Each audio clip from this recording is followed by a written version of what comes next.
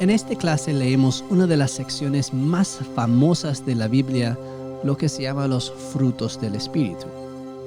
Espero que el contexto añadido de las últimas semanas de estudiar de cerca el desarrollo de los argumentos de Pablo haga que este famoso pasaje sea aún más significativo para ti. El contexto aquí son las dos formas de vivir de las que Pablo ha estado hablando durante los últimos capítulos, la esclavitud a la ley o la libertad en el Evangelio. Solo podemos empezar a hablar de cómo es la vida cristiana cuando entendemos completamente que no nos salva la ley, sino el Evangelio de Jesús en la cruz, pagando por nuestros pecados. Ya hemos hablado de la idea teológica luterana de ley e evangelio, y hoy quiero hablar un poco más de ella, porque estos pasajes son una maravillosa ilustración de la misma. El concepto, como explicamos antes, es que para leer e interpretar las Escrituras correctamente, necesitamos entender cómo distinguir o dividir la ley y el Evangelio. Los teólogos luteranos reconocieron este patrón en las Escrituras y lo aprendieron particularmente del apóstol Pablo, que habla de ello extensamente. En nuestras iglesias, un sermón no puede considerarse un buen sermón a menos que divida adecuadamente la ley y el Evangelio. De hecho, como pastores enseñamos esta distinción a los miembros de nuestras iglesias para que puedan hacernos responsables en nuestra predicación de esta manera bíblica de usar la palabra de Dios. Por esta razón, en nuestras iglesias solo se confía en alguien que haya recibido una amplia formación y el llamado público y ordenación para que nos predique la palabra de Dios. Dios usa la ley y el Evangelio para hacer su obra, pero hace un tipo de obra con la ley y otro tipo de obra con el Evangelio. Ambos son el trabajo de Dios y las Escrituras son el uso magistral de Dios de sus herramientas de la ley y el Evangelio en su palabra. Él usa una para servir a la otra. La idea básica es esta: la ley mata y el Evangelio da vida. El propósito de predicar la ley no es darnos vida, sino mostrarnos nuestra necesidad de un Salvador que muere por nosotros bajo la ley para liberarnos y darnos vida en el Evangelio. Ese Evangelio nos libera para vivir nuestra libertad, no bajo la ley, sino en el Espíritu que vive en nosotros por la fe y el bautismo. Así, por ejemplo, para nosotros, un mal sermón sería uno como este. He escuchado ese tipo de sermón a menudo en la radio. Jesús amaba a los pobres. Y tú tienes que parecerte más a Jesús. Tienes que amar de verdad a los pobres con todo tu corazón. He aquí 3 ejemplos de cómo una persona ama a los pobres. He aquí unos pasajes bíblicos sobre el amor a los pobres. Si amas a los pobres con todo tu corazón, entonces eres un buen cristiano. Así que sal y ama a los pobres. Ahora bien, podría parecer un sermón perfectamente bonito, porque habla del amor, menciona a Jesús y nos dice lo que debemos hacer. Incluso utiliza muchos versículos de la Biblia. Pero al final no es más que un sermón de la ley. Nos dice lo que debemos hacer. Y si somos honestos con nosotros mismos, debe mostrarnos cuán terriblemente estamos cumpliendo la ley. Hay 2 malos resultados que un mensaje como esto tendrá. Puede que algunos oigan este sermón y se sientan desolados por no haber amado a los pobres. y que si no se ponen las pilas y empiezan a amar a los pobres, no son cristianos y no pueden salvarse. Puede que la obra de Jesús no sea suficiente para ellos. Saldrán de la iglesia con más dudas en el corazón sobre su capacidad para cumplir las exigencias de la ley. Pero peor aún, para otros, escucharán este sermón y pensarán para sí mismos: yo lo llevo bien. Espero que otras personas oigan este sermón y cambien sus costumbres. Quiero mucho a los pobres. Soy un buen cristiano. Cuanto más oigo hablar de estas leyes de Dios, más me doy cuenta de que las cumplo. Merezco cosas buenas de Dios. Debería compartir este sermón con un amigo que realmente necesita oírlo para amar mejor a Dios. Pues el primero de esos resultados es lo que suele llevar a muchas personas a renunciar a ir a la iglesia. Porque de la misma manera que la mayoría de la gente deja de ir al gimnasio después de enero, al poco tiempo se dan cuenta de que no pueden seguir haciéndolo. Pero el segundo de estos resultados es lo que lleva a muchas personas directamente al infierno, porque les lleve a confiar en su propia justicia y a creer que no necesitan tanto a Jesús. Esto es más peligroso que lo primero, porque al menos el primer oyente puede eventualmente escuchar el Evangelio en alguna otra iglesia. Pero el segundo ya lo ha rechazado y se ha hecho inmune a él. Pues, si así suena un mal sermón, ¿cómo suena un buen sermón sobre ley y evangelio?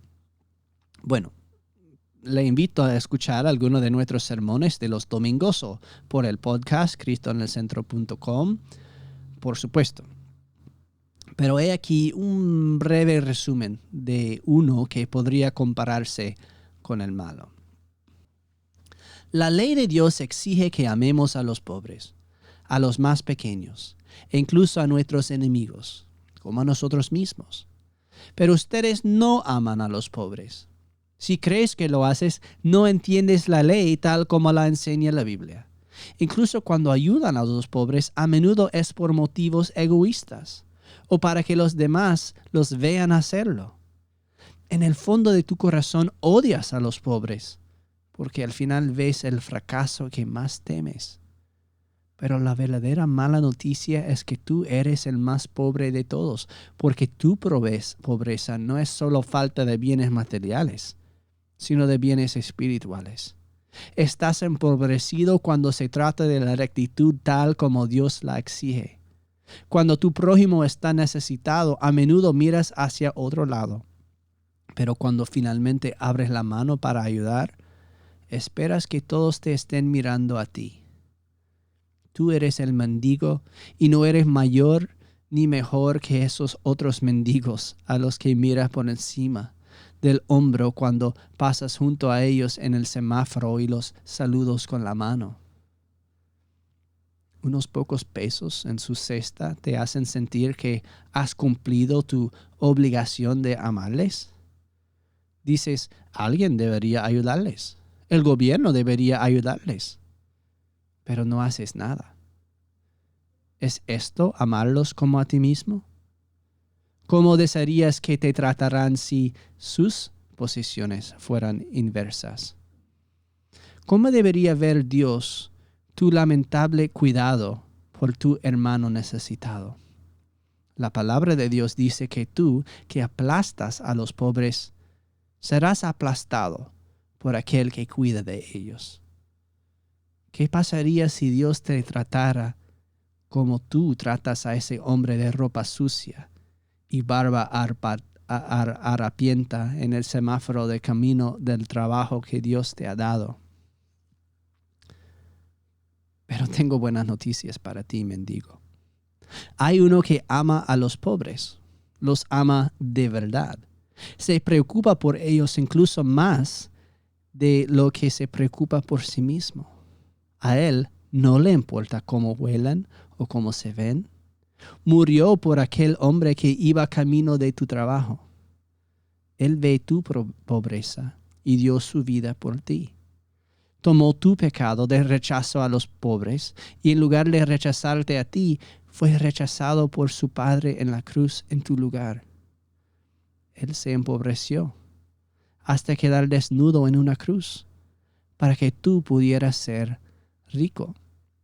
Tú no eres un buen prójimo para los pobres, pero tú que eres pobre tienes un buen prójimo en Cristo, quien te ama. Jesús lo dio todo para que tú pudieras vivir libremente en sus riquezas. Jesús sí ama a los pobres, y tú tienes la suerte de contarte entre los pobres. Alégrate de poder ser llamado pobre, si el amigo de los pobres Jesucristo es para ti.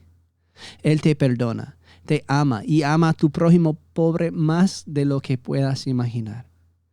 En la cruz Jesús derramó sus riquezas por los pobres y ahora te ha confiado alguna de esas riquezas para que las administres. Perteneces a Jesús y lo que pertenece a Jesús ahora te pertenece a ti por tu bautismo. ¿Qué harás ahora con esas riquezas bajo la dirección del Espíritu Santo? Pues más o menos un sermón luterano de ley y evangelio. Sigue el modelo bíblico establecido por Pablo y que vemos llevado a su conclusión aquí al final de Gálatas. Su propósito es, en primer lugar, mostrarnos que estamos muy por debajo de la ley de Dios y que necesitamos desesperadamente un Salvador en Jesús. Luego nos muestra a ese Salvador, nos habla de Él y de su obra, y después nos deja en libertad para considerar cómo podríamos vivir nuestras vidas si se nos ha concedido un don tan increíble. Si una persona ha prestado atención a un sermón de este tipo, esperaríamos que, en primer lugar, se sienta completamente convencida de su pecado, reconociendo que no ha amado a su prójimo como exige la ley y que tiene una gran necesidad de un Salvador. Es arrepentido. Luego, gracias a la buena nueva del Evangelio, se regocijan de que en la cruz sus pecados son perdonados y quedan libres para vivir una vida nueva. No pueden alejarse y decirse a sí mismos, he cumplido la ley. Ni pueden decir, no hay esperanza para mí porque no puedo hacer lo suficiente. En cambio, solo nos queda decir, qué amor tan increíble me tiene mi Salvador. Y ni lo merezco en lo más mínimo. Y mira, a través de su Espíritu me estoy haciendo más como Él. Ya sé lo que haré a continuación. Esto es lo que Pablo ha hecho en esta carta. Nos ha condenado con la ley. Luego ha señalado a los Gálatas, a su Salvador en la cruz. Y ahora, por fin, describe cómo es la libertad en Cristo. Los frutos del Espíritu no son más ley. Son descripciones de lo que llega a ser una persona que ha sido liberada en Cristo. Forman parte del mensaje evangélico de libertad. Hay un contraste muy fuerte entre las dos listas en este capítulo. Pablo dice que las obras de la carne son evidentes. Esto es interesante porque él está afirmando que vivir en pecado es bastante obvio para que una persona lo vea. No es necesario mucho para reconocer cuando conocemos la ley moral de Dios que estamos fallando en ella. Pablo describe este contraste como una guerra dentro de nosotros mismos, de nuestros cuerpos, donde los deseos de hacer cosas malas están en guerra con el Espíritu Santo, que está obrando cosas buenas en nosotros. ¿Te has dado cuenta? Las malas obras de la carne se llaman obras de la carne. Son cosas que hacemos, cosas que somos responsables de hacer por la maldad de nuestros corazones. Estos son pecados que vienen de nuestra propia voluntad. Somos culpables por los pecados de la carne, porque los concebimos en nuestros corazones malvados. Pero Pablo rompe el esquema del espejo. No dice obras del Espíritu, sino frutos del Espíritu. Creo que esto se debe a que Pablo quiere enfatizar aún más que estas no son como las obras de la carne, no solo porque no son malas, sino porque de ninguna manera salen de nuestro propio corazón. Estos son frutos que provienen de la presencia y obra del Espíritu Santo en nosotros. Son obras extrañas, ajenas a nuestro ser natural.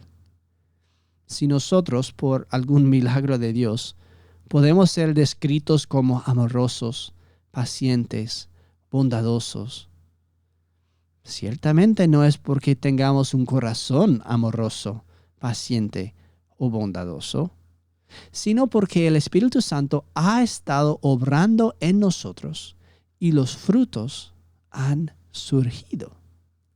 Estos frutos son porque Cristo es amoroso, paciente y bondadoso, y nosotros le pertenecemos a Él. Los frutos dan testimonio de la vid. Esto significa que si hacemos el mal, somos nosotros los culpables. Si hacemos el bien, hay que alabar a Dios. Cuando hablamos de la ley, nos centramos en las obras de los hombres que son totalmente malas. Cuando hablamos del Evangelio, hablamos de las obras de Dios, que son totalmente buenas.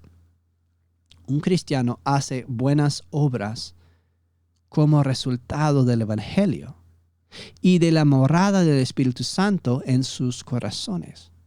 No pueden atribuirse el mérito de estas obras ni decir que son la razón de su salvación, aunque los que se salvan tendrán el Espíritu Santo y mostrarán estos frutos del Espíritu. Los Gálatas querían una señal externa, algo que pudieran ver en sus cuerpos, como la circuncisión o la ropa especial que llevaban los judíos de la época. Pablo dice que hay dos tipos de señales externas que importan. Las señales externas de la pecaminosidad, que ellos ven en sí mismos todos los días, y las señales externas de la obra del Espíritu, que solo pueden ver en Cristo. Meditar en los frutos del Espíritu no es meditar en la ley. Es meditar en el árbol del Hijo de Dios en la cruz que los produce. ¿Qué mayor amor se ha mostrado jamás que Cristo entregándose en la cruz por los sexualmente inmorales, los impuros, los sensuales, los idólatras, los hechiceros, sus enemigos que le odiaban? Le tienen celos y le golpeaban con ira, luchando contra sí mismos en viciosa envidia, celebrando su muerte con orgías de borrachera, de odio a Dios y a sus mandatos.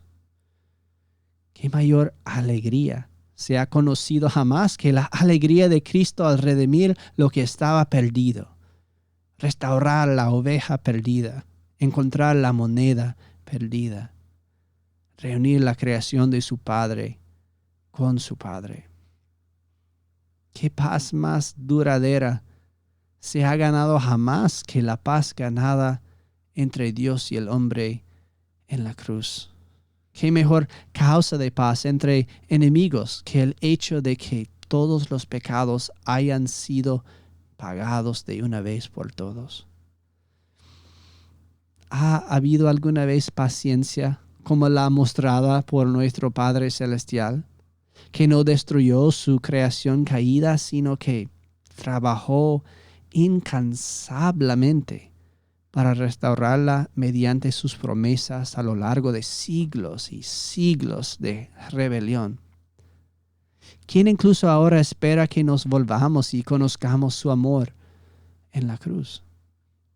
¿Existe alguna bondad como la suya, que nos da el aire que respiramos y el sol que brilla incluso cuando somos enemigos de Dios?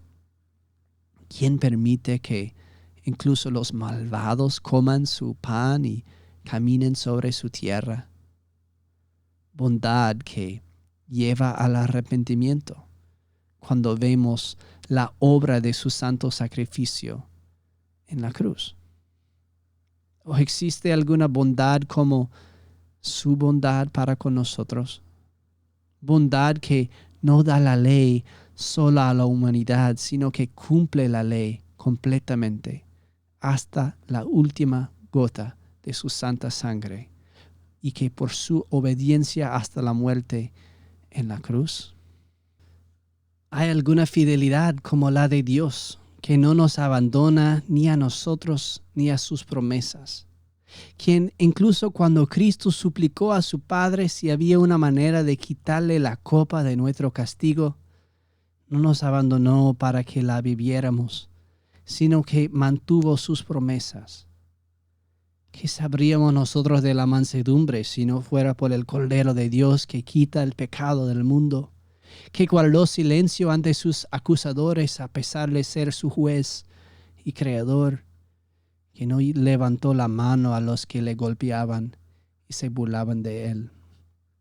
¿Qué mejor ejemplo de autodominio que el hombre que era Dios y podía invocar a 1000 ángeles a destruir la tierra con un pensamiento, pero sufrió pacientemente a manos de sudorosos soldados extranjeros que lo ataron y clavaron en una cruz para ahorcarlo?